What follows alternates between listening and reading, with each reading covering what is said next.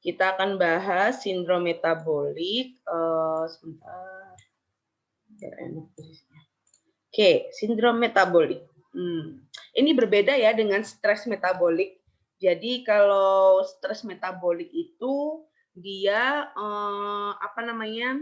biasanya kejadiannya akut, dan dia itu kayak di dalam tubuh itu dia mengalami, stres akut dikarenakan, suatu kejadian yang ibaratnya kayak mendadak gitu. Jadi misalnya seperti, terjadinya luka bakar. Jadi luka bakar itu karena dia terpapar panas sehingga kan tubuh,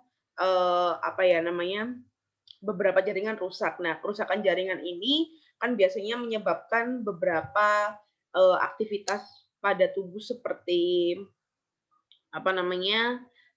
sel darah putih meningkat, kemudian sel darah merahnya banyak yang, rusak dan yang lainnya. Akhirnya tubuh itu mengalami stres gitu. Jadi stres itu bukan hanya dari pikiran ya, jadi, tubuh pun bisa mengalami stres karena hal-hal yang tidak terduga. Terus biasanya stres metabolik itu seperti lagi, pasca pembedahan gitu. Jadi kalau setelah pembedahan kan ada sama ya kerusakan jaringan yang telah dibedah atau misalnya ada pengambilan organ gitu ya, atau seperti apa. Jadi tubuh itu akan merespon, secara lebih. Jadi dia, metabolismenya meningkat seperti itu. Terus misalnya lagi seperti ada, stres hipovolemik gitu. Jadi kayak, dia itu tubuh itu tiba-tiba panas banget gitu karena itu merupakan tanda ya bahwa ada infeksi akut di situ, jadi bukan infeksi yang kronis, infeksi akut, sehingga tubuh akan meresponnya dengan meningkatkan neutrofil, dan timbulnya panas. Jadi untuk menyeimbangkan, suhu tubuh juga. Ya jenis stres-stres yang lain juga sih, kayak gitu. Biasanya pembedahan. Oke, nah kalau sindrom metabolik itu apa ya? Jadi sindrom metabolik itu biasa disebut juga sindrom X atau sindrom akibat resistensi insulin dan sindrom dislipidemia. Jadi, kenapa disebut sindrom X? Karena memang dari definisi itu tidak ada definisi khusus ya atau kesepakatan khusus dari misalnya WHO atau dari Persatuan Dokter Interna atau seperti apa pada di mana kayak gitu ya. Itu tidak ada kesepakatan khusus apa itu sindrom metabolik. Tapi intinya di sana itu adalah jadi sindrom metabolik itu kayak kumpulan faktor-faktor resiko ya. Nah, yang dia itu dapat menyebabkan penyakit degeneratif terutama ya seperti diabetes, tekanan darah tinggi, PJK dan yang lainnya. Gitu. Jadi faktor resiko yang seperti apa? Nah, jadi seseorang itu dikatakan dia mengalami suatu sindrom metabolik ya, bila dia memenuhi 3 dari 5 kriteria ini. Jadi kan ada kriteria obesitas abdominal, kriteria trigliseridanya, kriteria dari yang dilihat dari kolesterolnya, tekanan darah dan glukosa. Nah, faktor-faktor resiko ini kan sering ya kita temukan di penyakit-penyakit degeneratif, adanya ketidaksesuaian atau, meningkat, menurun, mengalami disfungsi dan yang lainnya. Nah, jadi kalau, hanya 1 dari 5 yang terpenuhi misalnya nih, dia obesitas gitu ya, tapi, TG-nya masih normal, terus kolesterolnya masih oke, tekanan darahnya masih oke, tidak ada peningkatan glukosa. Nah, dia belum bisa dikatakan, mengalami sindrom metabolik. Nah, artinya, dia orang ya belum belum tidak, tidak mengalami resiko terjadinya penyakit, degeneratif. Tapi kalau misalnya nih 3 yang di atas obesitas, kemudian trigliserida sama kolesterol ini sesuai ya, maksudnya terpenuhi sama-sama nggak normal, dia nilainya lebih dari misalnya wanita. Oke, sebentar.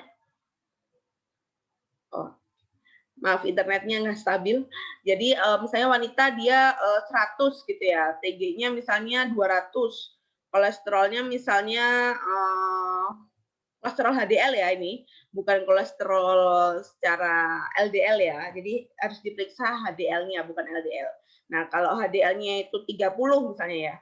Nah, berarti dia si orang ini, si wanita ini dia mengalami sindrom metabolik. Artinya resiko untuk dia mengalami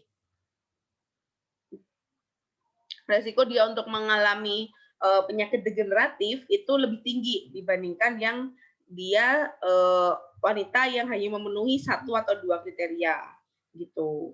Nah, apa gitu ya yang akan mempengaruhi resikonya itu memang belum ada ya, maksudnya belum bisa kita katakan langsung diagnosanya apa. Tapi kalau biasanya TG-nya tinggi, terus HDL-nya rendah, biasa dokter akan langsung mendiagnosanya dia sebagai dislipidemia gitu. Sedangkan dislipidemia ini merupakan faktor resiko terjadinya stroke gitu ya, atau misalnya dia akan memicu terjadinya resistensi insulin dan yang lainnya gitu. Oke.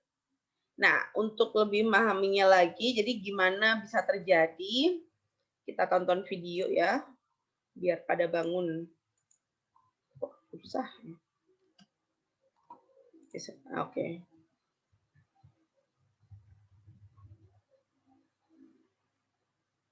Bentar ya, loading.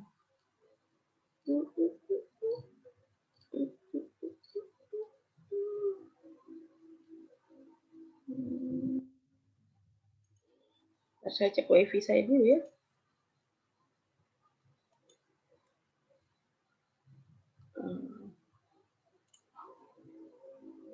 Wifi-nya oke kok.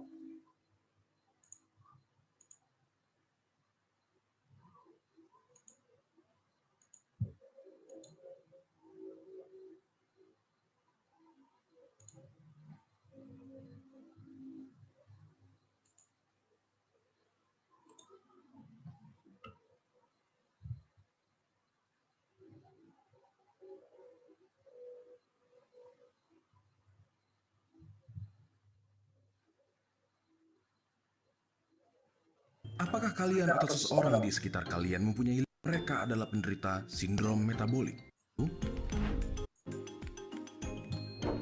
Sindrom metabolik adalah berbagai komponen faktor glukosa yang menyebabkan gula darah posisi lemak abnormal berupa obesitas sentral tersebut mempunyai konsekuensi diabetes mellitus. Terdapat 21,66% kasus yang terjadi di Indonesia. Sebagian kasus tersebut terlihat rendah tidak penanganannya. Lalu, bagaimana sindrom metabolik bisa terjadi? Pada dasarnya, semua dimulai bukan saat negara api menyerang, tetapi saat obesitas sentral dan resistensi insulin yang merupakan dasar dari sindrom metabolik saling berkaitan satu sama lain. Menumpuknya lemak menyebabkan asam lemak bebas meningkat dan mencegah pengeluaran insulin oleh pankreas pada. Oke, jadi sebelumnya, kenapa ada ini? Jadi sebelumnya yang kuning ini adalah asam lemak bebas, kemudian yang biru ini adalah insulin ya. Kemudian ini adalah sel pankreas. Jadi dengan adanya peningkatan asam lemak bebas pada tubuh, dia akan mencegah mencegah si pankreas ini untuk menghasilkan insulin, atau insulinnya sudah keluar gitu, sudah terproduksi dengan baik, tetapi dia tidak bisa bekerja karena dihambat oleh si asam lemak bebas ini. Oke, lanjut. Keadaan gula darah tinggi, asam lemak bebas juga mencegah insulin menghentikan. Nah, sehingga ketika kan tugasnya si insulin itu kan untuk membantu untuk membuka pintu sel sehingga glukosa kan bisa masuk untuk jadi makanannya sel. Nah, tapi ketika insulinnya tidak dibolehkan bekerja, artinya sel kan nggak dapat energi ya, karena pintunya dia nggak terbuka. Akibatnya ketika pintu sel nggak dibuka, nggak ada glukosa yang masuk, glukosa kan beredar di sekitar tubuh. Jadi karena itu biasanya orang dengan sindrom metabolik ini dia juga mengalami peningkatan kadar gula darah gitu. Nah, selain itu si asam lemak yang bebas ini dia juga mencegah lemak ini ya. Nih. mencegah insulin dari apa namanya, pembentukan produksi ini, kayak gluconeogenesis gitu. Jadi pembuatan glukosa yang dari bahan lain seperti protein dan lemak. Ikan hati kita menghasilkan glukosa dan mencegah pasukan glukosa ke otot. Dari sini, Nah, jadi selain itu, selain dia mencegah pembuatan glukosa dari hati, jadi tubuh itu meresponnya gini, oke ini selnya belum dapat glukosa, padahal glukosanya udah banyak gitu, tapi nggak bisa masuk. Nah, akhirnya tubuh itu merespon dengan, oke, apa namanya, kita akan memproduksi glukosa dari hati ya, dari simpanan lemak atau simpanan protein yang ada di hati, dengan bantuan insulin yang ada. Nah, tapi insulinnya ini sama nih, nggak boleh dia, kamu nggak boleh membantu hati untuk memproduksi glukosa. Nah, itu. Kemudian selanjutnya, selain itu, otot-otot ini juga dia nggak dapat asupan, karena kan otot termasuk sel ya. Jadi otot-otot ini itu juga tidak dapat masukan glukosa, akhirnya dia lemes kayak gitu. dan mencegah pasukan glukosa ke otot. Dari sini, terjadilah resistensi insulin. Sel lemak yang juga menghasilkan beberapa protein yang bertugas memberi sinyal yang dinamakan sitokin dengan nama TNF-alfa, interleukin 6, dan resistin. Oke, jadi asam lemak ini dia memproduksi apa namanya, salah satu jenis, beberapa jenis protein ya, seperti tumor nekrosis TNF alfa, biasanya kita sebutnya TNF alfa, kemudian interleukin 6 sama resistin. Nah, ini itu jenis-jenis protein yang dia itu sebenarnya sifatnya itu untuk apa ya, mencegah inflamasi pada tubuh. Nah, tapi kita mari lihat apa yang terjadi ketika asam lemak bebas kita meningkat. Yang dapat mencetuskan terjadinya resistensi insulin karena adanya efek proinflamasi. Oke, jadi si 3 protein itu dia sifatnya itu adalah ternyata proinflamasi gitu. Jadi dia sebenarnya apa namanya, membuat tubuh itu semakin inflamasi. Jadi semakin kuat lah ibaratnya, semakin tubuh itu mengalami inflamasi. Proinflamasi. Contohnya, TNF-alfa akan menyebabkan penurunan glucose transporter type 4 yang berfungsi sebagai transporter glukosa sehingga glukosa tidak bisa dibawa dari darah menuju sel. TNF-alfa pun akan meningkatkan hormon lipase yang akan menyebabkan asam lemak bebas meningkat. Perlu diingat juga bahwa dengan adanya resistensi insulin, glukosa tidak bisa digunakan sebagai sumber tenaga dan tubuh akan beralih ke lemak dan menghasilkan lebih banyak lagi asam lemak bebas pada proses pemecahan lemak. Apakah kalian bisa lihat bagaimana semua ini saling terhubung? Lalu, bagaimana kita bisa menanganinya? Nah, oke, itu bagaimana dia bisa terjadi. Ya, oke. Nah, sebelum kita masuk ke apa namanya, lebih lanjut tentang sindrom metabolik, jadi prevalensinya gitu ya, kayak apa ya, faktor resikonya itu, dia itu biasanya lebih banyak terjadi pada laki-laki dibandingkan perempuan, karena biasanya mengalami obesitas abdominal atau obesitas sentral yang biasanya terjadi di sekitar perut ya, biasanya kayak perut lebih besar, perut buncit kayak gitu, itu adalah laki-laki. Kemudian yang mengalami apa nih? Oke, yang mengalami sindrom metabolik itu lebih banyak pada yang usianya lebih dari 50 tahun ya, karena memang biasanya kualitas dari organ ini semakin menurun kemampuannya. Itu dia sekitar 45%. Di sini pada yang usia lanjut itu 25-50%. Kemudian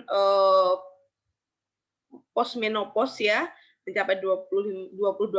Nah, pada orang-orang dengan andropause juga sama. Andropause itu yang menopause pada laki-laki.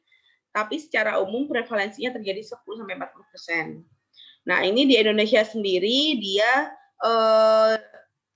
rata-rata ya mengalami metabolic syndrome itu adalah 4 dari 20 orang. Jadi 4 dari 20 orang itu dia punya 3 kriteria dari 5 kriteria tadi. Oke, ini metabolic syndrome. Kalau ini berbahasa Inggris ya, tapi ada subtitle, tenang aja. Sambil saya bantu untuk menjelaskan.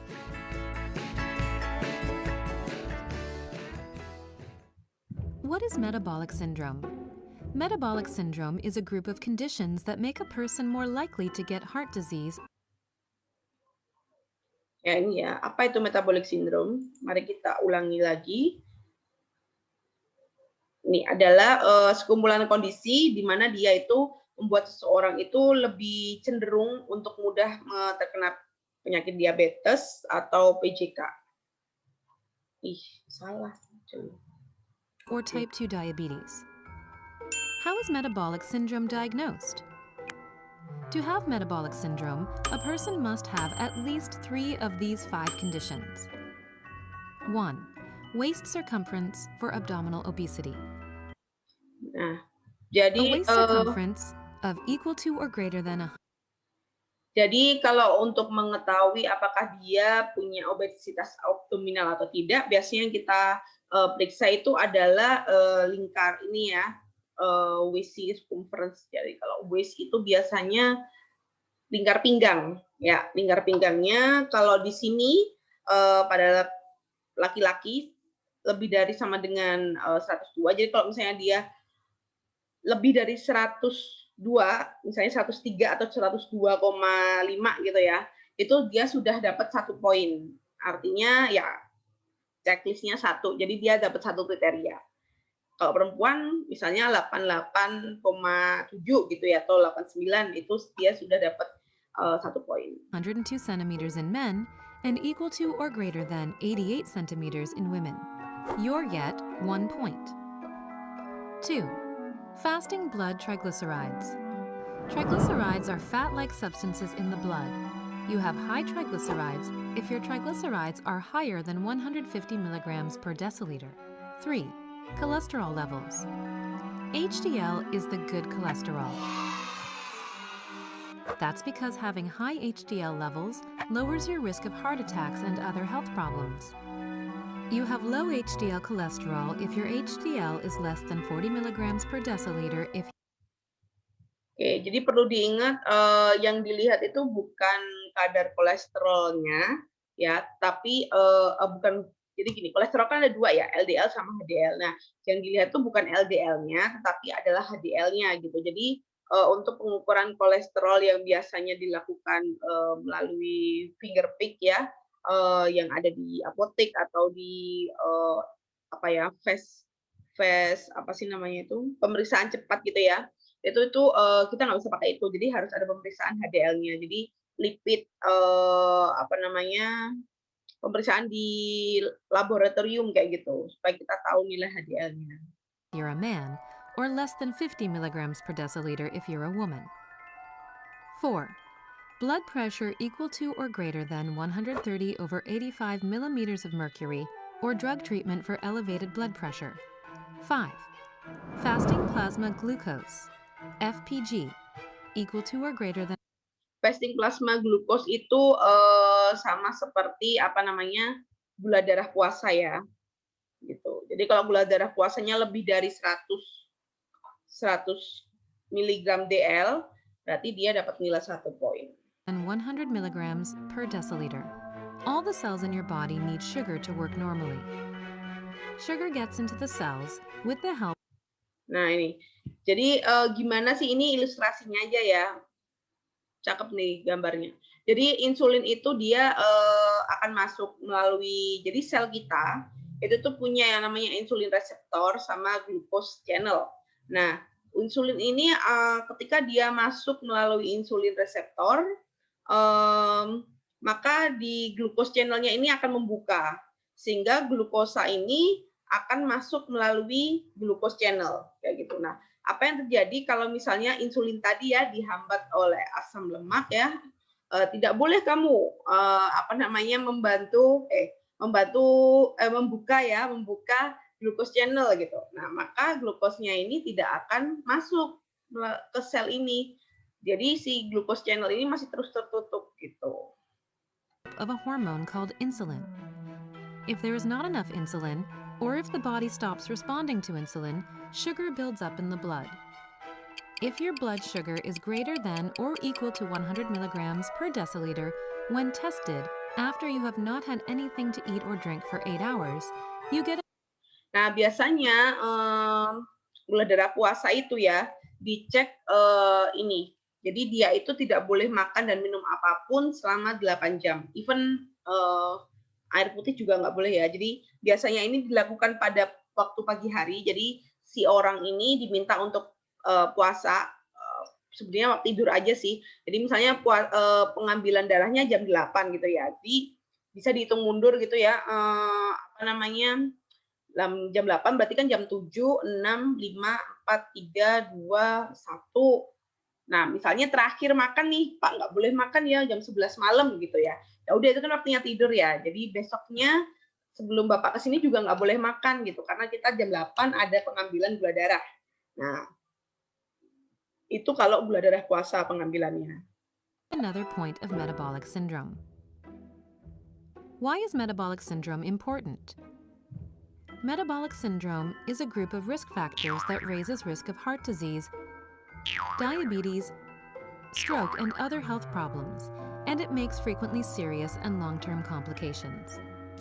Hardening of the arteries, atherosclerosis, diabetes, heart attack, stroke, non-alcoholic fatty liver disease, peripheral artery disease, cardiovascular disease. How can metabolic syndrome be prevented? You can lower your chances of getting metabolic syndrome by losing weight if you are overweight, eating lots of fruits and vegetables and low-fat dairy products, but not a lot of meat or fatty foods, walking or doing some form of physical Oke, jadi, apa namanya, untuk orang-orang yang sudah ibaratnya apa ya, mengalami metabolic syndrome gitu ya, itu penanganannya itu sama seperti, apa namanya, asuhan gizi yang dia itu menderita apa gitu. Jadi kalau misalnya nih orang, kriterianya adalah dia, tekanan darahnya tinggi gitu ya, berarti tekanan darahnya tinggi, kemudian, obesitas obesitas abdominal, kemudian satunya HDL-nya turun ya, berarti ya kita menggunakan asuhan gizi untuk orang yang hipertensi, kita gunakan asuhan gizi, pengurangan natrium, kemudian kita adakan, aktivitas fisik, dengan pengurangan kalori ya perharinya, jadi untuk menurunkan berat badan kayak gitu, atau menurunkan, lingkar pinggangnya dia kayak gitu. Jadi apa namanya, tidak ada, suatu apa ya, biasanya kan kalau kalau kita, misalnya seperti hipertensi ya, kita pakai DASH diet gitu atau penurunan, mmm, natrium dalam dietnya dia. Nah, tapi kalau untuk sindrom metabolik karena ini macamnya banyak ya, faktor risikonya banyak, jadi ini adalah kolaborasi gitu. Jadi beberapa diet dimasukkan ke sini, jadi nanti prinsip dietnya bisa banyak juga kayak gitu. Nah, di sini tadi yang dijelaskan oleh si YouTube, jadi untuk mencegah gitu ya sebelum terjadinya PJK, sebelum terjadinya diabetes, itu mereka harus bisa menurunkan berat badan, kemudian mengkonsumsi, makanan yang lebih sehat, kemudian, melakukan aktivitas fisik selama 30 menit, setiap hari, setidaknya 5 sampai 7 hari seminggu, kayak gitu. activity on most days of the week, and in general, being as physically active as possible. Quitting smoking if you smoke. How is metabolic syndrome treated? Diet. Healthy diets that can help you lose weight include the Mediterranean diet, Oke, jadi, yang ahli gizi perlu lakukan ya, kalau misalnya ada orang yang mengalami metabolic syndrome, diet itu salah satu yang paling, sangat membantu. Jadi di sini, dia akan menjelaskan diet apa saja ya yang sekiranya bisa dilakukan. Jadi ingat ya, diet itu tidak hanya penurunan berat badan, tapi juga, mengatur pola makan, gitu. Oke. This diet is high in fruits, vegetables, nuts, whole grains, and olive oil. It can help to lower your weight, blood pressure, and blood sugar and improve lipid levels. The DASH, Dietary Approaches to Stop Hypertension diet. This diet is low in salt and fat. It includes 4 to 5 servings each of fruits and vegetables and 2 to 3 servings of low-fat dairy products per day. This diet can lower your blood pressure, weight, and blood sugar and improve lipid levels. A high-fiber diet. Increasing dietary fiber to at least 30 grams daily can lower blood pressure and weight. Fiber is normally found in beans, grains, vegetables, and fruits. Table 2. The nutrition label on packaged foods can show you how much fiber you are getting in each serving. Figure 2. Exercise. Doctors recommend that people exercise at least 30 minutes a day on 5 or more days of the week. If you can't exercise for 30 minutes at a time, try to exercise for 10 minutes at a time, 3 or 4 times a day. Brisk walking is a good choice. Medicines. Doctors often recommend medicines to lower blood pressure, blood lipids, and blood sugar. Oke, ya, itu dia sindrom metabolik ya. Oke, sebelum kita ke NCP review, apakah ada yang mau ditanyakan terkait sindrom metabolik?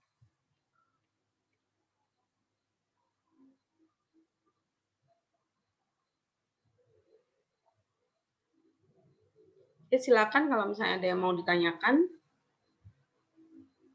Jadi untuk stres metabolik mungkin nanti katanya Bu Erni sih akan disampaikan di penyakit apa namanya? Bentar ya, saya mau isi dulu. Masih baterai.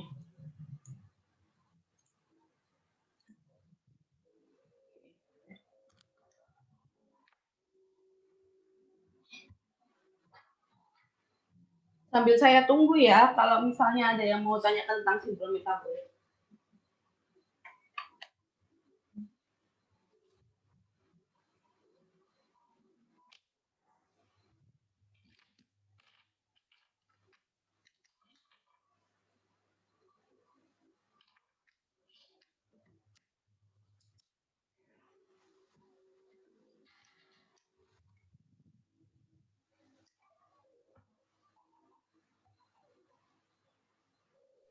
Ibu ingin bertanya, Bu. Silakan. Ibu di beberapa kasus kan, Bu, misalnya kayak kasus obesitas atau hipertensi atau diabetes mellitus, itu kan, Bu, biasanya kasus disediakan kayak seperti misalnya nih Tuan X gitu berusia 50 tahun, kemudian dilihat dari data dilihat dari data biokimia gula darahnya segini atau tekanan darahnya segini. Sementara ini kan, Bu, kalau misalnya sindrom metabolik tadi kan, Bu, sepemahaman Angel kan, Bu, tadi berarti dia ini sindrom metabolik ini meningkatkan tekanan darah, diabetes mellitus. Berarti ini berbeda ya, Bu. Misalnya kayak si metabolic syndrome ini, dia ini bisa nggak, Bu, dibilang kayak apa ya namanya, kayak tanda gitu, Bu, bukan sebagai faktor meningkatkan gitu, Bu. Oke. Makasih Angel pertanyaannya. Jadi untuk sindrom metabolik ini benar ya, jadi dia itu kayak semacam tanda, jadi dia kumpulan faktor resiko saja. Misalnya nih, kalau dia memenuhi 3 kriteria dari 5 kriteria, katakan misalnya gula darah puasanya tinggi, terus obesitas abdominal, sama hipertensi gitu ya. Nah, tidak serta-merta dia langsung didiagnosa sebagai diabetes gitu, karena memang untuk mendiagnosa diabetes itu tidak hanya dari kadar gula puasaannya aja gitu, jadi emang ada faktor yang lain. Bukan faktor yang lain. Ada diagnosa yang lain dari dokter kayak gitu. Nah, jadi 3 tanda ini itu kayak dia itu kalau memenuhinya, artinya resiko untuk mengalami entah itu penyakit jantung, dari hipertensinya atau penyakit diabetes dari kadar gula darahnya, itu tuh semakin meningkat gitu resikonya. Jadi sebelum dia didiagnosa mengalami salah satu penyakit itu tadi, penyakit degeneratif itu tadi, maka harus segera dilakukan pencegahan atau treatment gitu. Jadi misalnya langsung menurunkan hipertensinya gitu, atau misalnya menurunkan kadar gula darahnya kayak gitu dan yang lainnya. Itu sih. Jadi apa namanya? Ini itu biasanya kalau sindrom metabolik itu memang jarang dia ada di rumah sakit langsung kayak sindrom metabolik gitu kalau di case gitu ya. Tapi biasanya dari tanda-tanda aja seperti dia apa namanya hipertensi, terus kadar gula puasanya itu misalnya naik gitu, atau HDL-nya juga nggak normal gitu. Tapi tidak ada diagnosa langsung dia belum ada diagnosa langsung dia apa gitu sakitnya. Jadi ini tuh hanya tanda saja. Jadi kita harus menanganinya berdasarkan tanda dan gejalanya ini gitu. Oh, berarti Ibu si sindrom metabolik ini nanti kalau misalnya didiagnosa berarti sindrom metabolik ini yang meningkatkan si tekanan darah ya, Bu? Berarti bukan karena penyebab dari tekanan darah gitu bisa jadi ke sindrom metabolik seperti itu, Bu? Gimana? Jadi sindrom metabolik itu, oke. Jadi mungkin kalau didiagnosa jatuhnya itu jadi kayak gini, nanti bisa masuknya ke NC ya. Jadi misalnya di NC itu ada kayaknya bagian hipertensi atau di bagian perubahan nilai lab gitu ya, perubahan nilai lab nanti bisa berkaitan dengan apa namanya terjadinya sindrom metabolik ya, ditandai dengan hipertensi yang meningkat, kemudian gula darah misalnya atau kadar HDL kayak gitu. Itu bisa seperti itu.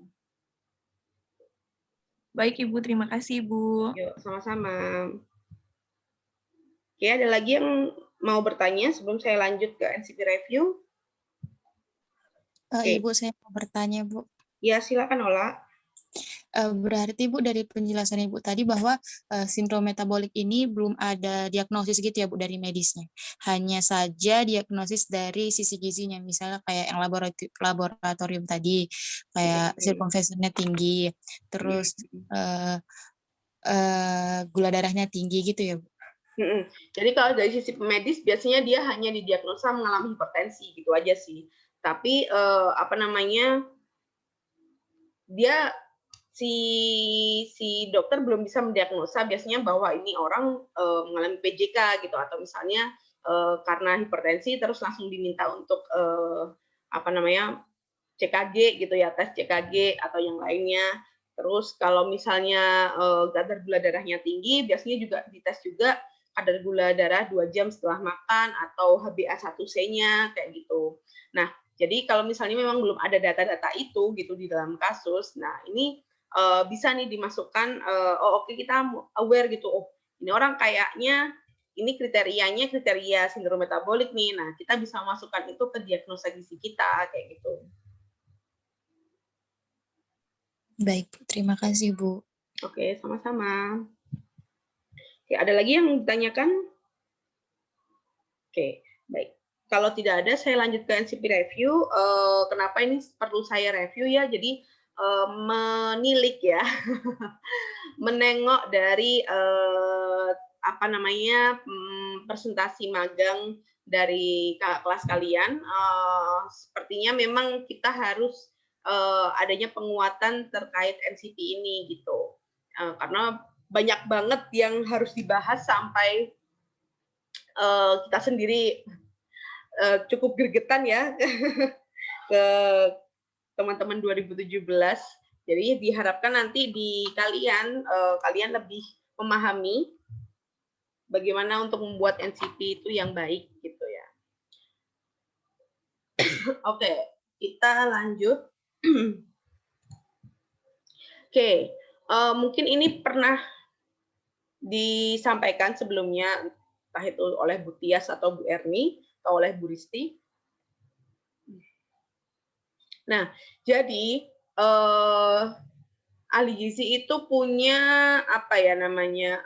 Dia itu punya bahasa sendiri. Kalau kita bilang itu penyamaan bahasa atau penyamaan terminologi, Kalau di kedokteran kan biasanya dia langsung diagnosa saja gitu. Tapi kalau kita punya satu bahasa yang sama yaitu NCP atau ya bahasanya yaitu IDNT sih, International Dietary.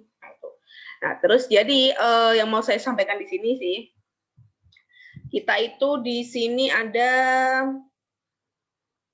sistem rujukan. Jadi ada 4 hal, kalau kita biasanya sebutkan ADIME ya, assessment, diagnosis, intervensi, monitoring, evaluasi. Nah, di sini itu di bagian assessment ini ada sistem screening dan rujukan, ya. Kemudian di bagian monitoring ini ada sistem manajemen hasil atau outcome. Nah, semua dari keempat hal ini adalah kita selalu berhubungan dengan klien atau pasien. Nah, untuk mendapatkan data assessment yang baik, membuat diagnosa yang baik, melakukan intervensi, dan mendapatkan data untuk monitoring, kita itu harus memenuhi kode etik, pengetahuan, keterampilan dan kompetensi, cara berpikir kritis. Jadi kayak berpikir kritis itu kayak kita menghubung-hubungkan gitu, oh kalau kayak gini maka seperti itu karena ini kayak gitu. Jadi berpikirnya nggak rumit tapi maksudnya saling berkesinambungan. Jadi kita ketemu akar permasalahannya apa. Oke, kemudian dari ini di lingkungan sekitarnya dipengaruhi oleh ekonomi, oleh sistem sosial, sistem pelayanan kesehatan dan area praktek. Ini maksudnya apa? Jadi ekonomi dari klien itu biasanya akan mempengaruhi jenis intervensi kita. Jadi tentu berbeda ya menu yang kita sarankan ke klien dengan ekonomi yang rendah dengan ekonomi yang tinggi. Misalnya, terus seperti area praktek atau pelayanan. Jadi berbeda ya antara ahli gizi di puskesmas dengan ahli gizi di rumah sakit atau ahli gizi yang punya klinik sendiri yaitu dietitian. Mereka punya area praktek yang berbeda, cakupannya berbeda, prioritasnya juga berbeda gitu. Nah, tapi di sini kita akan membicarakan terkait ahli gizi yang di rumah sakit tentunya ya. Tuh. Oke, kita masuk ke assessment. Jadi di assessment itu intinya adalah ngumpulin. Jadi ngumpulin semua data, setelah terkumpulkan diverifikasi apakah ini benar, itu benar. Karena sempat kemarin itu ada kasus di mana pasien ini, pasiennya teman-teman ini, dia itu suhu tubuhnya itu 28,1 gitu kan. Nah, kita bertanya-tanya dong, ya ampun dingin banget gitu kan, nggak mungkin gitu. Terus apakah itu betul gitu loh? Apakah itu 28,1? Apakah itu 38,1? Karena dia tidak ada tanda-tanda seperti misalnya mengalami inflamasi atau dia tanda-tanda hipoglikemi gitu, itu nggak ada gitu. Nah, kemudian setelah diverifikasi, lalu diinterpretasikan. Nah, diinterpretasikan ini biasanya dia dibandingkan dengan standarnya atau dengan kebutuhan intake-nya dan yang lainnya. Tujuannya untuk mengidentifikasi masalah. Nah, prosesnya itu berkelanjutan dan dinamis, bukan linier. Dan dilakukan pada pasien atau klien yang berisiko atau Oke. Nah, jadi pengumpulan data ini sebenarnya dia bisa dilakukan kalau di rumah sakit itu diutamakan ya sebenarnya, diutamakan untuk yang sudah beresiko atau yang sudah malnutrisi, tetapi bisa juga untuk yang pasien yang tidak beresiko atau tidak malnutrisi. Tapi yang diutamakan memang adalah yang ini dulu. Jadi ibaratnya kalau teman-teman mungkin ya ada yang SMA-nya ikut PMR atau apa gitu ya, palang merah remaja itu. Ingat ya, ada triase. Nah, di triase itu kan ada simbol atau logo warna merah, warna hijau, warna kuning, warna hitam. Nah, triase ini tujuannya untuk mana sih yang harus diprioritaskan untuk ditangani terlebih dahulu, seperti itu. Sama di gizi juga seperti itu. Oke, jadi asesmen gizi ini merupakan langkah pertama dia tanda dan gejala dari asesmen digunakan untuk menyusun pernyataan dari PES. Jadi semua data-data yang teman-teman kumpulkan dalam asesmen gizi itu nanti digunakan untuk diagnosis gizinya. Gitu. Jadi diharapkan tidak ada problem etiologi atau tanda gejala itu yang dia melenceng. Jadi ini nggak ada di asesmen tapi kenapa muncul gitu. Jadi misalnya kayak apa ya, kemarin itu banyak sih kasusnya yang dia itu ini mana nggak ada asesmennya tapi kenapa tiba-tiba muncul di diagnosis gitu. Misalnya kayak purin gitu ya, ngomongin soal purin tapi di situ itu di asesmen nggak ada meriksain purin atau diagnosa asam urat tuh nggak ada gitu. Nggak tahu ngadi-ngadi atau gimana tuh ya. Oke, tuh terus tahapan dari pengkajian gizi itu mulai dari review, mengklaster atau mengkelompokkan dan mengidentifikasi. Jadi mengreview itu kayak mengumpulin data, kayak tadi ya, ngumpulin data, jenis datanya apa, metodenya gimana, kemudian mengklasterkan ini nanti teman-teman sepertinya sudah melakukan dengan baik. Jadi membaginya ke dalam domain-domain tertentu ya, di dalam terminologi pengkajian atau IDNT.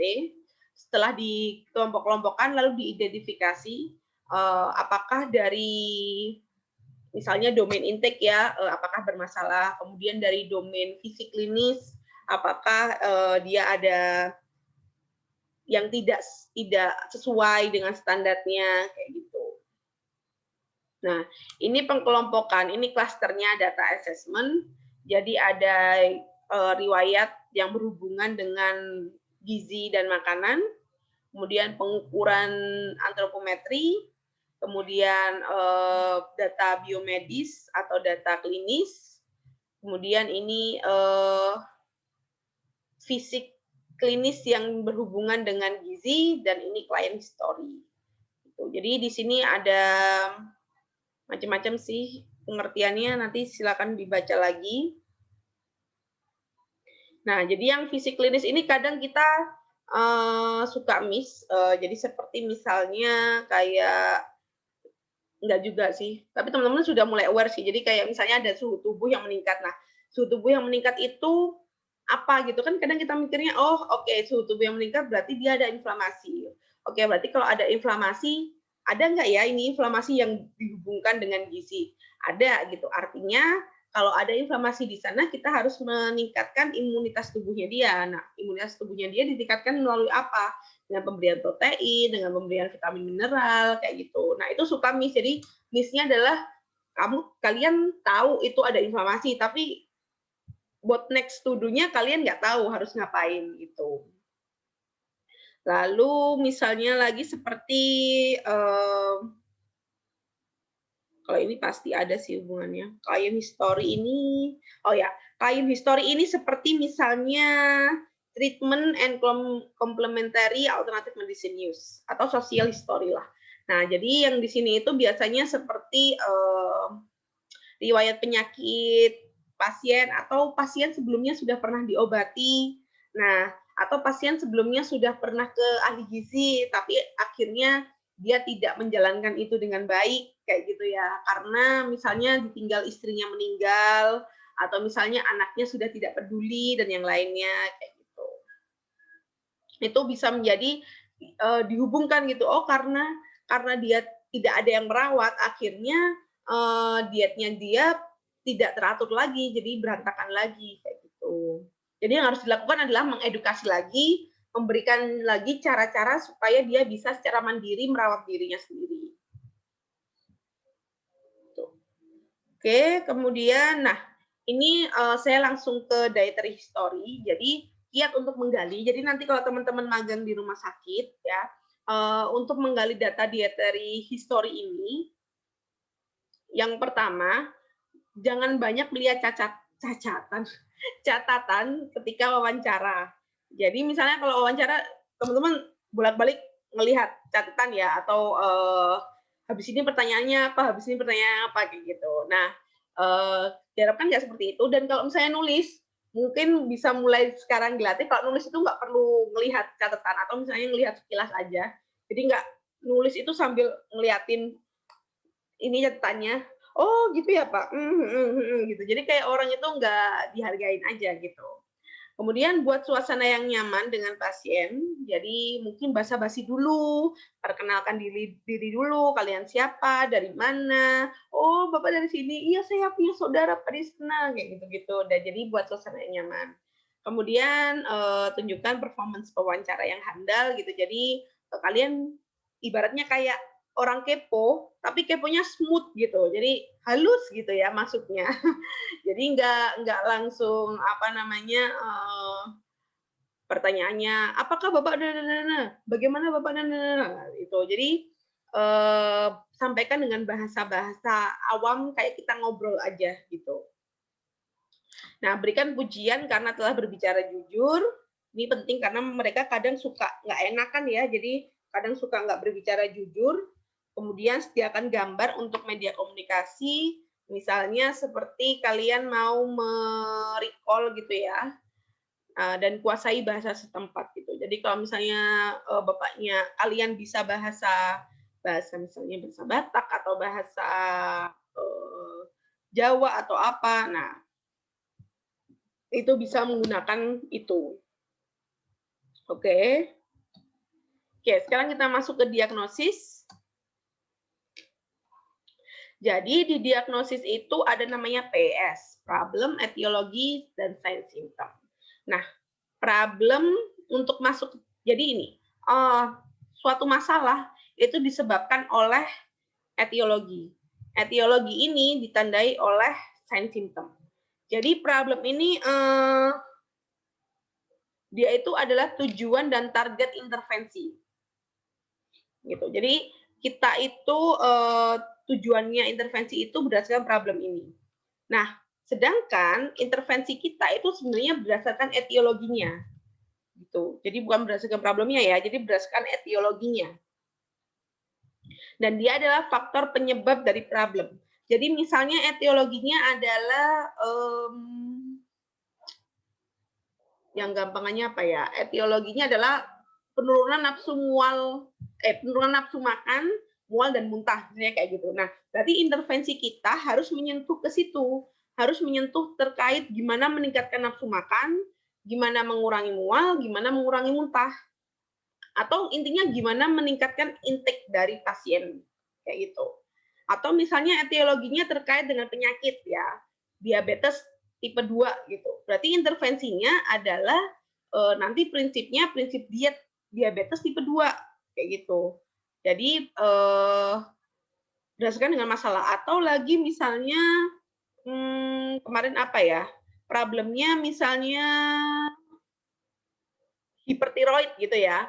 Masalah etiologinya karena hipertiroid atau peningkatan kadar tiroid. Nah, berarti intervensinya itu gimana caranya supaya apa namanya tiroid ini tidak meningkat lebih jauh gitu. Misalnya dengan kita ada terapi edukasinya gimana mengendalikan stres atau gimana supaya berat badan tidak lebih turun lagi, jadi kita bisa meningkatkan intake-nya kayak gitu. Jadi ini berdasarkan dengan etiologi intervensinya. Nah, untuk sign symptom ini nanti data yang jadi bedanya sign dan symptom itu, kalau sign itu adalah data objektif, ya. Jadi dia itu tanda, biasanya tanda yang bisa dilihat, bisa diukur gitu ya. Tapi kalau simptom itu data yang objektif. Misalnya sign-nya itu adalah suhu tubuh gitu ya. Nah, simptomnya itu mual muntah, terasa pusing, pegal-pegal, nyeri kayak gitu.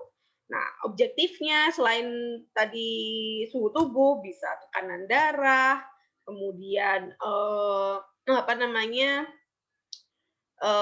Denyut nadi, respiratory rate dan yang lainnya.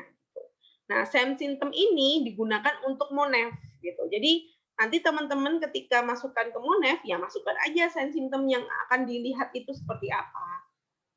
Tuh. Nah, langkah kedua dari proses asuhan gizi itu kan diagnosa gizi. Nih ya, saya jelaskan lagi. Jadi etiologi ini berkaitan dengan intervensi, sedangkan tanda gejala berkaitan dengan outcome. Gitu. Ya. Oke, teman-teman sudah tahu ya bahwa domain diagnosa gizi itu ada 3. Jadi saya tidak membahas lagi domainnya apa saja. Saya yakin teman-teman kayaknya mulai hafal lah di luar kepala. NI-nya yang rata-rata muncul seringnya NI apa, NB-nya NB berapa, NC-nya NC berapa gitu ya. Nah, gimana jadi masih sering ya saya temukan cara membuat diagnosa itu yang kurang sesuai gitu. Jadi biasanya dimulai dari P. Problem ini apakah dietitian itu dapat memperbaikinya? Gitu. Jadi kalau ahli gizi tidak dapat memperbaikinya, misalnya yang memperbaiki hanya bisa dokter, ya problem ini tidak perlu dimasukkan. Kayak gitu. Jadi biasanya sih yang tidak bisa diperbaiki itu seperti yang NC-NC itu, yang bagian klinis-klinis gitu. Kemudian yang etiologi, apakah ini atau etiologi penyebabnya ini adalah memang akar masalahnya. Jadi misalnya gini, problemnya itu sebenarnya adalah dia nggak punya duit gitu ya. Nggak punya duit sehingga akses makanannya itu jelek gitu ya. Akhirnya menyebabkan dia mengalami dislipidemia, misalnya seperti itu. Nah, problem nggak punya duit ini kan nggak bisa ya kita perbaiki. Apakah kita bisa memperbaiki dengan memberikan uang gitu ya? Tentu enggak kan. Nah, apa yang bisa kita perbaiki dari kasus itu yaitu kita memberikan edukasi pilihan-pilihan ya, makanan-makanan yang dia terjangkau tapi dia rendah lemak kayak gitu. Atau perbaikan yaitu membuat menu atau membuat anjuran asupan lemaknya itu yang lebih sedikit karena dia mengalami dislipidemia gitu kan. Nah, itu yang bisa kita lakukan gitu. Oke, kemudian sign symptom ini apakah dapat diukur atau tidak? Itu bahwa masalah yang spesifik telah dapat diperbaiki. Oke, misalnya contohnya seperti ini. Ada pasien namanya Nyonya HA, usianya 33 tahun, didiagnosa gastroenteritis akut plus dehidrasi. Terus apalagi ya yang sebenarnya ini. Oke. Lilanya 26, WBC-nya ini tinggi, hemoglobinnya tinggi, plateletnya tinggi, semuanya tinggi, ini rendah, limfosit, natriumnya rendah. Nah, keadaan umumnya cukup, kesadaran komposmetis, tekanan darahnya normal, suhu tubuhnya normal, pasien tidak nafsu makan karena terasa pahit, dan nyeri abdomen sejak 1 bulan yang lalu. Ini adalah asupan makannya dari recall. Bisa dilihat ya 2%, 2%, 3%, 14%. Oke. Dari kasus ini kita bisa bikin diagnosa seperti ini. Jadi misalnya NI 2.1, kekurangan asupan oral berkaitan dengan gastroenteritis. Gastroenteritis akut ditandai dengan hasil recall yang rendah. Energinya sekian atau energi 2%, protein 2%, lemak 3%, karbohidrat sekian persen. Gitu. Ya, karena gastroenteritis akut itu ya ini nyeri pada abdomen, tapi penyebabnya apa tidak tahu kan gitu. Jadi kita bisa diagnosisnya kekurangan asupan oral, ditandai dengan GEA ini. Oke. Yang kedua, diagnosisnya bisa kekurangan asupan cairan berhubungan dengan penurunan fungsi saluran cerna bagian atas dan lagi asupan cairan yang hanya 300 ml per harinya berdasarkan recall gitu. Karena kan ini dia diagnosisnya dehidrasi ya. Dehidrasi ini kenapa bisa muncul? Karena asupannya kurang. Asupannya kurang kenapa? Karena dia mengalami ini gastroenteritis akut yang ditandai dengan nyeri abdomen. Jadi dia kekurangan asupan cairan berkaitan dengan penurunan fungsi saluran cerna bagian atas. Gitu. Oke, ini kasus yang pertama. Nah, contoh lagi kasus yang kedua. Misalnya Tuan H, usia 61 tahun, diagnosanya CVA infark, CVA itu kardiovaskular akut infark, terus lilanya 30, kemudian bicaranya pelo sejak pagi, tangan kiri, kaki kiri bengkak, tekanan darahnya ternyata tinggi, suhu tubuhnya cukup tinggi, ini asupan recall-nya, ini pengukuran biokimianya. Yang nggak normal itu EO, limfosit, monosit, kromium normal masihan, natrium. Nah, jadi diagnosa yang bisa muncul, nih ya. Oke, sebagai ahli gizi yang perlu diutamakan dalam membuat diagnosa itu adalah domain intake. Jadi sebisa mungkin kalau memang di situ ada data terkait intake, masukkan terlebih dahulu. Jadi kebetulan ini ada ya kasusnya terkait intake, kita bisa langsung masukkan dulu diagnosis yang pertama yaitu kekurangan asupan oral berkaitan dengan gejala stroke yaitu bicaranya yang pelo, ditandai dengan hasil recall yang kurang dari kebutuhan. Udah itu aja gitu. Ya, kemudian yang kedua, nah kita jadi penasaran kan, sebenarnya ini itu artinya apa? Persen EO, limfosit, monosit. Nah, setelah kalian searching nih, oh ternyata ini salah satu gejala infeksi. Oke, berarti karena ada infeksi, dia perlu peningkatan protein. Masuklah NI 5.1. Peningkatan kebutuhan protein berkaitan dengan kondisi infeksi. Ditandai dengan ini. Tuh. Nah, kemudian ada lagi yang nggak normal. Natrium. Natriumnya rendah sekali. Kenapa? Gitu. Bisa jadi karena ini CVA-nya dia, sehingga perlu penurunan kebutuhan natrium berkaitan dengan kondisi hipertensi grade 2 tandai dengan tekanan darah. Kayak gitu. Jadi utamakan dulu yang NI-NI ini. Jadi sebenarnya NC, NB itu tidak prioritas ya, karena kita yang memprioritaskan itu ke intake ya. Tapi kalau misalnya data terkait intake ini nggak ada, gitu, ya sudah berarti kita mainnya di NC dan NB. Gitu. Oke.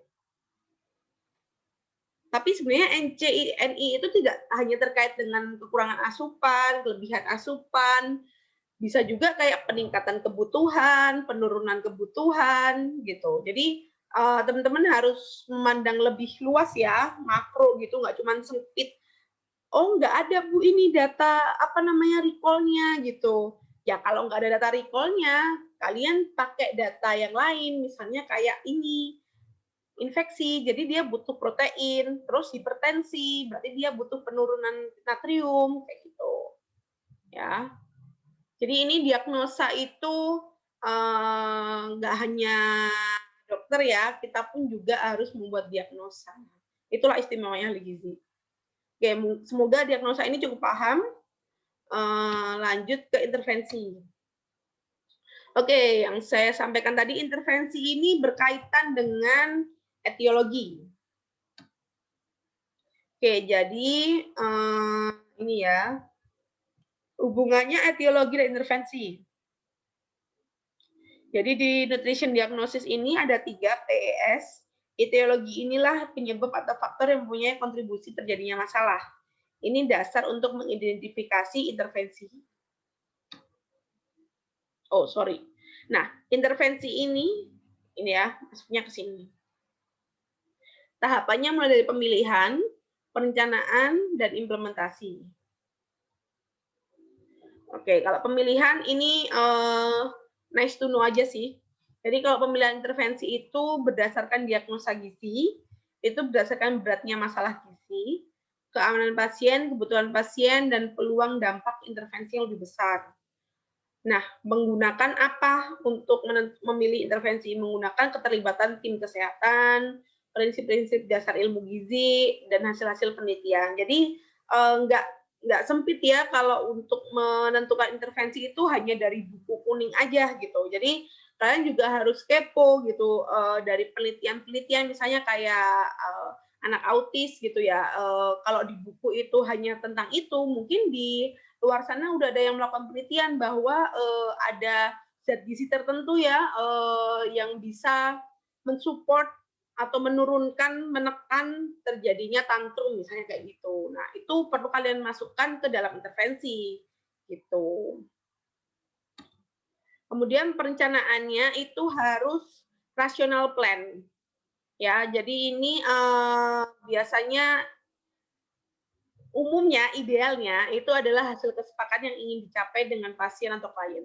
Nah, kalau di rumah sakit kan mereka nggak bisa mengambil keputusan ya, kita yang mengambil keputusan. Tapi kalau di poligizi, di rawat jalan itu kita harus sepakat dulu nih.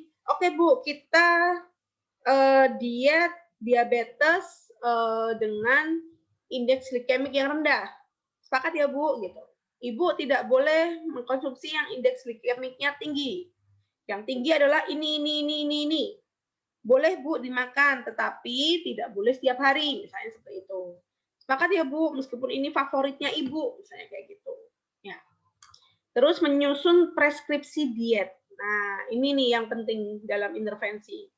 Preskripsi diet itu pernyataan singkat mengenai anjuran asupan energi atau zat gizi atau makanan tertentu berdasarkan standar rujukan, pedoman, kondisi, dan diagnosa. Jadi preskripsi diet itu biasanya seperti prinsip diet, tujuan diet, syarat diet, nah, kayak gitu. Nih ya, jadi dia melingkupi asupan energi dan zat gizi, bentuknya apa, frekuensinya berapa kali, route makanannya itu oral atau enteral atau parenteral, itu berdasarkan standar rujukan, kondisi. Jadi misalnya, iya Bu, dia berupa oral, bukan, dia bentuk makanannya makanan lunak, kenapa gitu? Padahal dia masih bisa ngunyah, dia masih bisa nelen, nggak ada gangguan pada kerongkongan, nggak ada gangguan pada mulut, tetapi kenapa lunak kayak gitu. Jadi harus dilihat kondisi pasien juga. Oke, untuk implementasi perlu dikomunikasikan rencana asuhannya, ini ya, kolaborasi dengan tenaga kesehatan lain perlu ya. Jadi kalau nanti kalian magang di rumah sakit, jangan sungkan-sungkan untuk menanyakan hal-hal ke perawat atau misalnya ke dokter. Kalau nggak berani ke dokter, misalnya ke DM atau dokter muda gitu ya.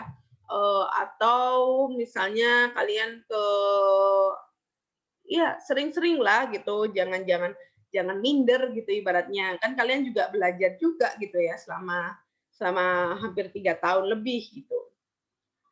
Oke. Nah, implementasi ini itu juga tergantung respon klien seperti apa. Jadi kalau misalnya respon klien misalnya ya kita membuat menu gitu, terus hari pertama itu oke, ini hari pertama ternyata nafsu makannya belum balik, coba diganti menunya. Jadi di hari kedua misalnya diganti menunya, jebret gitu ya, masih sama gitu, berarti ada masalah apa? Coba berarti harus dibikin lagi intervensi yang berbeda. Intervensinya misalnya pemilihan bahan makanan yang bisa meningkatkan nafsu makan gitu, atau bentuk makanannya yang dia itu nggak suka gitu, atau dia nggak suka dengan cara pengolahannya gitu. Kita harus mengkomunikasikan itu, menanyakan itu ke klien kayak gitu, atau ke pasien.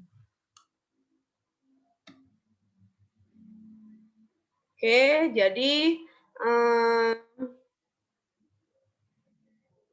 kadangkala etiologi itu tidak dapat dikoreksi dengan intervensi gizi. Nah, dalam hal ini intervensi gizi yang dipilih hanya untuk meminimalkan sign dan simptom. Gitu. Jadi ada beberapa penyakit yang dia itu nggak bisa diatasi dengan gizi saja gitu, atau ya udah nggak bisa diatasi dengan gizi, ini harus dengan obat nih, misalnya kayak gitu. Tapi kita bisa meminimalkan sign simptom yang ada, misalnya dia mual muntah atau pusing atau ngerasa lemas kayak gitu. Nah, itu kita bisa meminimalkan itu.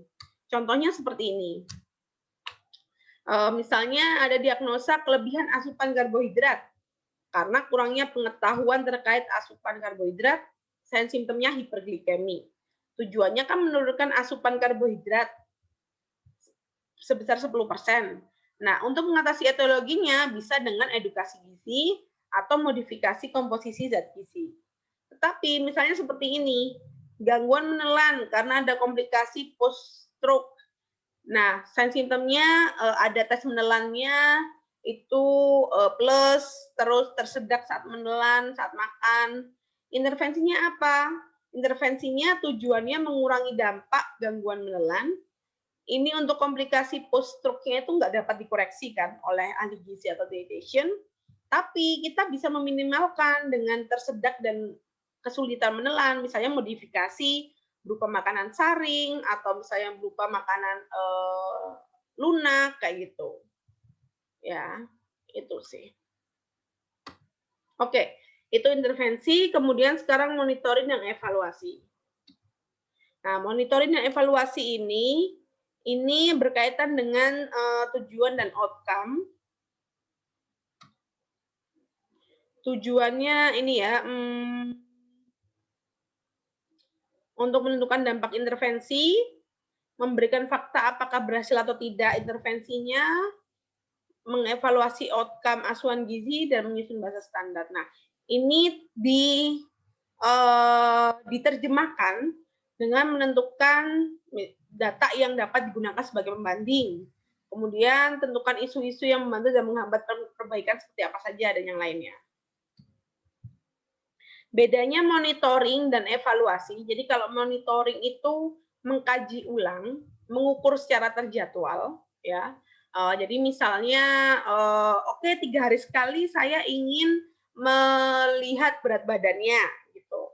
Atau setiap hari saya akan merecall, kayak gitu. Nah, itu monitoring. Kemudian dari hasil monitoring ini kita bandingkan dengan data-data atau misalnya oke, hasil recall-nya ternyata seperti ini. Terus kita kan membandingkan untuk tahu persentase asupan. Kita membandingkannya dengan kebutuhannya dia, gitu. Jadi itu adalah bentuk evaluasi. Karena itu monitoring dan evaluasi ini tidak dapat dipisahkan. Ya. Ini adalah domain outcome asuhan gizi, bisa dibaca sendiri. Tapi teman-teman pasti sudah tahu. Ini sumber datanya. Ada data-data yang tercantum dalam rekam medis. Ada data-data yang perlu ditambahkan, misalnya perubahan makan, perubahan gizi, perubahan pengetahuan, ya. Jadi ini mah kita tinggal kopas ya ibaratnya. Kemudian tinggal membandingkan. Kalau yang ini kita harus usaha buat nyari sebagai ahli gizi. Oke, jadi PES statement itu problem itu apa masalahnya? Etiologi kenapa itu terjadi? Dan MONEF itu, sign symptom itu gimana saya tahu gitu ya? Nah, sign symptom inilah yang dia masuk ke MONEF. Dari hasil MONEF ini nanti akan dilakukan namanya reassessment, masuk lagi ke bagian asesmen gizi. Jadi kalau pasiennya itu biasanya ngamar ya lebih dari 5 hari, itu akan ada perubahan asesmen gizi atau perubahan diagnosa. Karena kan dia semakin membaik ya. Mungkin ada pengaruh dari obat, pengaruh dari makanan, pengaruh dari makanan rumah sakit atau makanan dari luar. Itu akan perlu diagnosa yang berbeda. Gitu.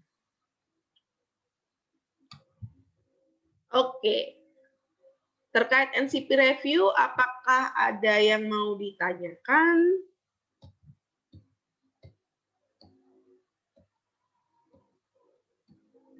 Ibu. Iya. Ibu Desi ingin bertanya. Oh ya, silakan Des. Terkait pembuatan diagnosa. Jujur, Desi juga masih sedikit bingung gitu kan, Bu. Karena kadang beberapa kasus yang diberikan itu nggak ada hasil recall-nya gitu. Jadi misalnya kelebihan asupan energi gitu. Itu sign symptomnya bisa nggak dikaitkan sama hasil perhitungan IMT, Bu? Bisa. Jawabannya bisa. Jadi Jadi diagnosanya itu bisa penurunan kebutuhan energi gitu ya, atau kayaknya kalau kelebihan intake itu dia lebih cantik ya, ibaratnya saya bilangnya lebih cocok kalau simptomnya itu memang adalah intake energi, tapi kan kadang nggak ada tuh hasilnya. Nah, tapi kalau misalnya obesitas, kita bisa ini aja pakai diagnosa penurunan kebutuhan energi atau penurunan kebutuhan lemak gitu ya, berkaitan dengan obesitas. Energi sih lebih cocok. Energi berkaitan dengan obesitas ditandai dengan IMT-nya yang obesitas gitu. Jadi nanti di intervensinya kan artinya kita perlu menurunkan asupan kalorinya dia gitu kan. Gitu. Baik, Bu. Terima kasih, Bu. Sama-sama. Oke, kalau misalnya ada yang bertanya lagi silakan. Ini saya mau share. Oke, jadi untuk pertemuan hari ini tidak ada kasus terkait sindrom metabolik ya, tetapi saya ingin teman-teman secara individu ya. Jadi saya pengennya mainnya secara individu sekarang. Apa namanya? Untuk waktunya insya Allah saya perpanjang. Bukan hari Senin minggu depan ya, insya Allah. Tapi nanti saya akan kabari lagi sih. Cuman persiapan aja tanggal 18 atau tanggal 18 atau tanggal 25-nya. Jadi secara individu nanti teman-teman membuat formulir asuhan gizi ya. Jadi tidak perlu laporan seperti kemarin, tapi saya ingin kalian membuat formulirnya seperti ini. Ini contohnya.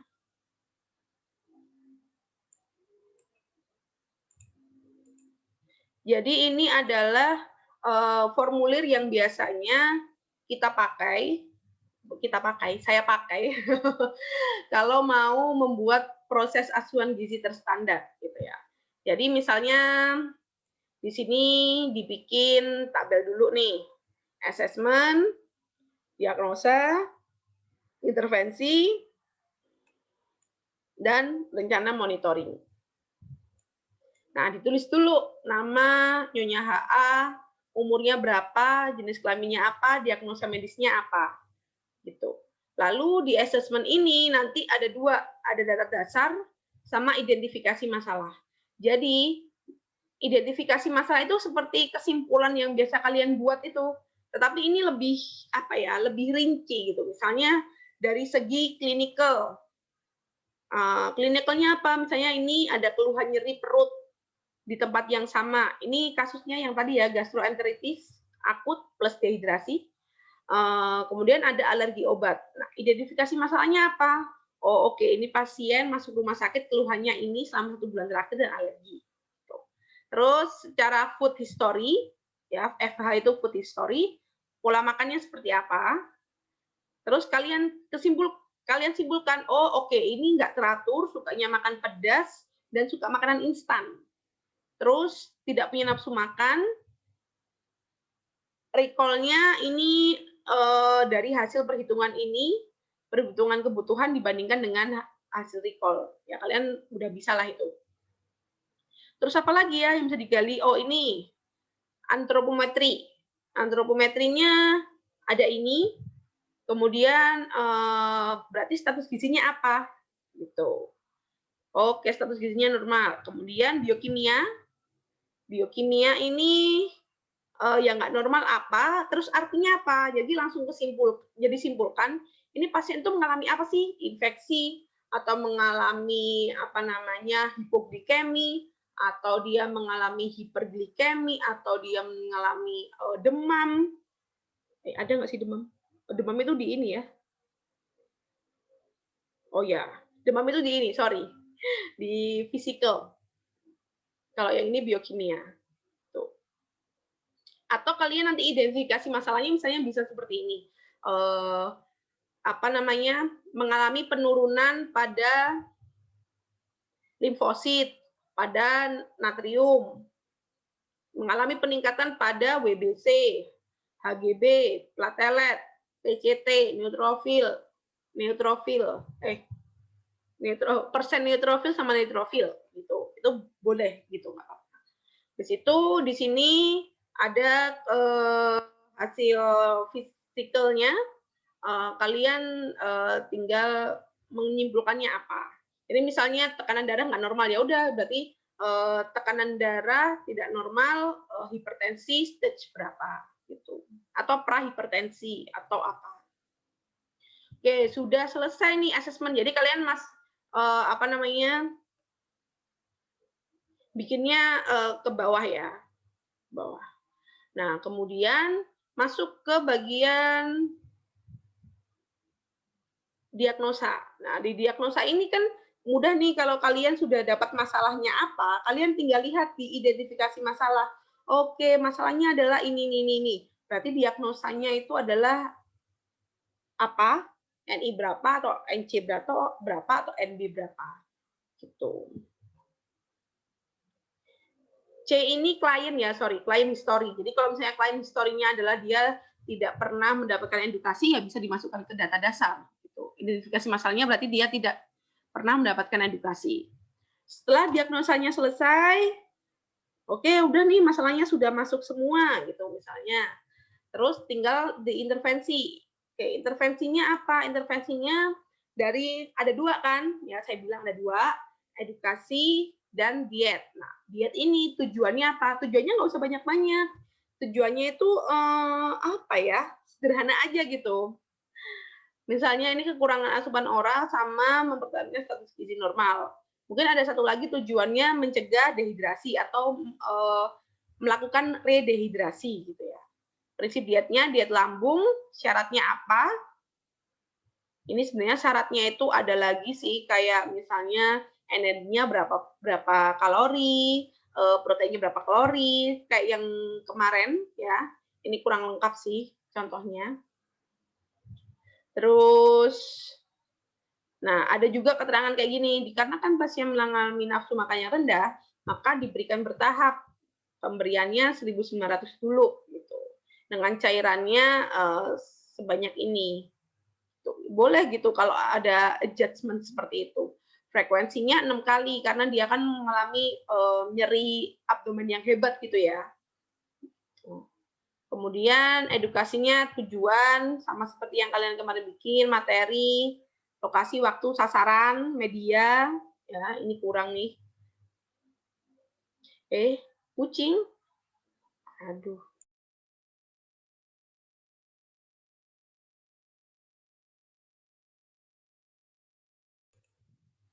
Oke, kemudian yang rencana evaluasi ini, jadi misalnya client history, nggak ada monefnya. Terus food history, oke, food history-nya itu apa? Target monefnya. Kemudian, ya itu aja mungkin kalau untuk historinya. Gitu. Oh ini monitoring antropometrinya, berat badan secara berkala. Ini mestinya dikasih keterangan berapa kali sehari, berapa hari sekali gitu. Kalau biokimianya targetnya ya ini berdasarkan rekam medis, targetnya seperti ini. Ini fisikalnya, targetnya seperti apa yang normal. Ya, jadi nanti saya minta tolong teman-teman untuk membuat jadi nanti ada 10 kasus. 10 kasus itu sudah saya acak. Jadi misalnya satu orang akan berbeda dengan orang yang lain. Untuk pembagian kasusnya sudah saya sampaikan di Sibda. Nanti kalian bikin seperti ini aja resume PAGT-nya gitu. Jadi nggak usah seperti kemarin. Jadi kalau gini kan enak melihatnya, ya kalian juga enak ngerjainnya. Nggak perlu ada juga kayak analisis atau kesimpulan, nggak usah. Jadi saya pengen teman-teman terbiasa saja membuat PAGT ini gitu. Jadi supaya nantinya ketika di rumah sakit kalian bisa menerapkan ini langsung ke pasiennya gitu. Oke, mungkin ada pertanyaan?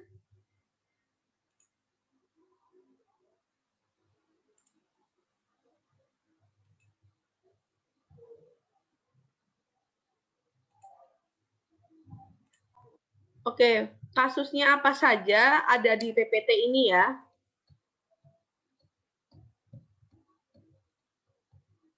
Oke.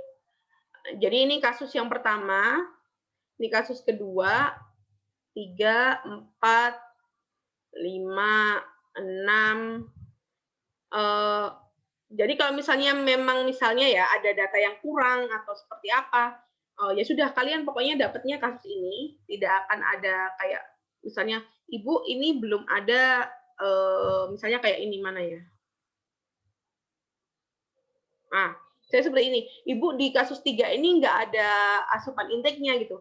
Oh ya sudah gitu, berarti memang nggak ada data intake yang didapatkan gitu. Ya sudah ini silakan pokoknya dikerjakan sesuai apa yang kasus ada di sana gitu. Jadi tidak melulu kasus itu selalu lengkap. Ada intake-nya, ada food history-nya, ada client history-nya, ada riwayat edukasinya dan yang lainnya gitu. Nggak ada yang sempurna. Hanya Tuhan yang sempurna. Oke. Ini kasus praktikum 8, kasus 8, kasus 9, kasus 10 gitu. Ini untung-untungan ya, jadi mungkin aku nggak untung nih dapat kasus 10 kayaknya rumit, sedangkan yang kasus 1 kayaknya sederhana gitu ya.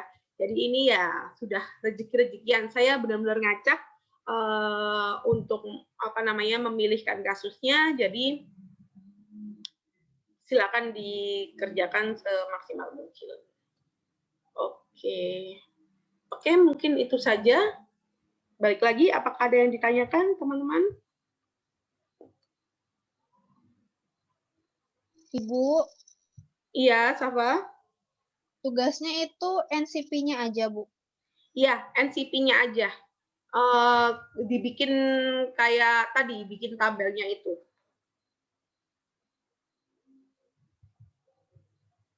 Makasih, Bu. Yuk, sama-sama.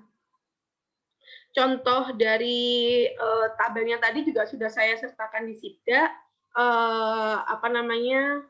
Tapi perlu diingat ya, jadi di tabel itu tuh ada yang belum lengkap.